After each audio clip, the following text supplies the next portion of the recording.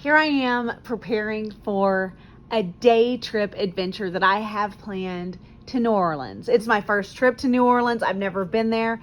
I've honestly never had the desire to go there before. So I'm very excited. I'm going to spend 11 hours in New Orleans.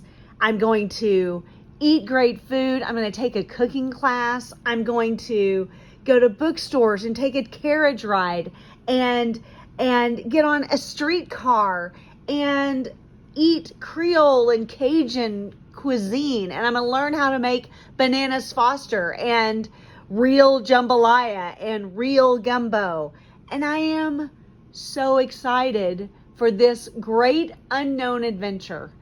And it will be amazing. I'm calling it New Orleans without Bourbon Street because I'm not going for the nightlife.